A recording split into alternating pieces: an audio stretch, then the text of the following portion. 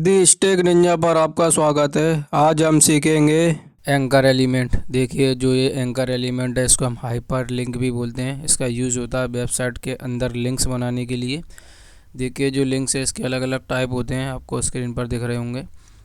जो external link है इसका मतलब होता है कि हम किसी थर्ड पार्टी वेबसाइट का यूआरएल इसमें दे सकते हैं। फिर जो इंटरनल लिंक होता है इसमें हम अपनी खुद की वेबसाइट के पेज को लिंक करते हैं। फिर जो मेल टू है इसमें हम क्लाइंट का जीमेल या ईमेल ओपन करवा सकते हैं। आइए इसका लिखने का सिंटैक्स देखते हैं। तो इसको लिखने का तरीका कुछ इस तरीके से, आप पहले ए लोगे। ए का मतलब है एंकर। फिर आप HREF लोगे। HREF का मतलब है हाइपर टेक्स्ट रेफरेंस। फिर इसके अंदर आप जो भी डेस्टिनेशन का यूआरएल देना चाहते हो वो इसके अंदर दोगे। फिर जो आप वेब पेज के अंदर टेक्स्ट को दिखाना चाहते हो वो टेक्स्ट आप इसके अंदर लिखोगे। फिर एंकर टैग को आप फॉरवर्ड स्लैश दे के लास्ट में क्लोज कर दोगे। देखिए, आपको कुछ एग्जांपल दिख रहे होंगे स्क्रीन पर। एक्सटर्नल लिंक, इसमें हमने एक थर्ड पार्टी वेबसाइट का यूआरएल दिया है।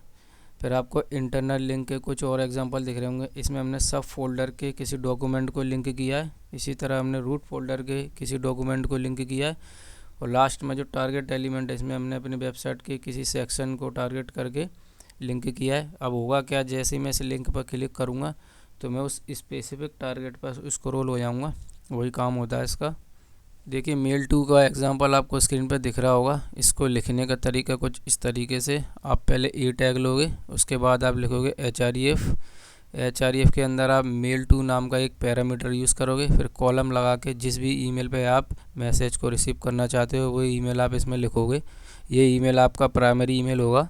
देखिए, मेल टू लिंक के कुछ पैरामीटर आते हैं, जिसमें से जो मेल टू है इसके अंदर हम अपना प्राइमरी ईमेल सेट करते हैं। उसके बाद हमारे पास सब्जेक्ट आता है, इसमें हम सब्जेक्ट सेट करते हैं। फिर हमारे पास बॉडी आता है, इसमें हम ईमेल की बॉडी सेट करते हैं। फिर हमारे पास CC आता है, CC में हम एक ईमेल की कार्बन कॉपी सेट करते हैं। जो मैसेज आप प्राइमरी ईमेल पर रिसीव करोगे वही मैसेज आप कार्बन कॉपी पर भी रिसीव करोगे। अगर आप चाहते हो कि किसी थर्ड पर्सन को भी ये मैसेज जाए तब आप BCC का यूज़ करोगे। BCC का मतलब है ब्लाइंड कार्बन कॉपी। देखिए, एंकर टैग के कुछ एट्रीब्यूट्स भी आते हैं, जो कि है पहला इसमें से HREF। इसका मीन्स होता है हाइपर टैग रेफरेंस। इसमें हम डेस्टिनेशन का यूआरएल देते हैं। फिर हमारे पास आता है टारगेट। देखिए, जब आप लिंक को क्लिक करते हो तो बाय डिफ़ॉल्ट वो अंडरस्कोर सेल्फ होता है। अंडरस्कोर सेल्फ का मतलब वो उसी पेज में ओपन हो जाएगा। लेकिन अगर आप चाहते हो कि वो न्यू विंडो पे ओपन हो तब हम उसको अंडरस्कोर ब्लैंक लिखते हैं। इसकी देखिए टारगेट की 4 वैल्यू होती हैं जो आपको स्क्रीन पर दिख रही हैं। जो लास्ट में अंडरस्कोर टॉप और अंडरस्कोर पेरेंट है ये हमारी आई फ्रेम से रिलेटिव है। जब हम आई फ्रेम करने लगेंगे तब आप इसका प्रैक्टिकल देखना, तब आपको ये चारों वैल्यू समझ में आ जाएंगी। उसके बाद हमारे पास आता है REL एट्रीब्यूट। REL का मतलब होता है रिलेशनशिप। ये बताता है कि हमारे एंकर टैग का और हमारे करंट डॉक्यूमेंट का क्या रिलेशन है। बेसिकली हम इसका यूज़ करते हैं अपने एंकर टैग की सेफ्टी के लिए, सिक्योर करने के लिए। इसमें देखिए 4 वैल्यू आती है, फॉलो, नो ओपनर और नो रेफरर। जो फॉलो वैल्यू है वो उसकी डिफ़ॉल्ट वैल्यू है। देखिए, जब आप बैक लिंक्स क्रिएट करोगे अपनी वेबसाइट में तब इनका बहुत बड़ा रोल होता है।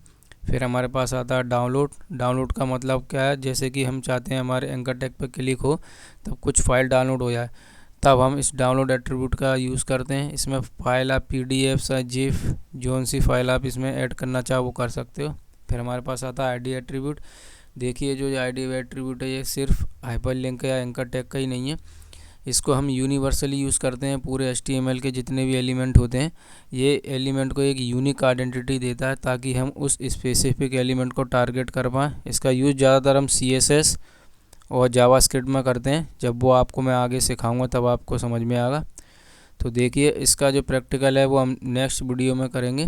तब तक के लिए थैंक्स फॉर वॉचिंग।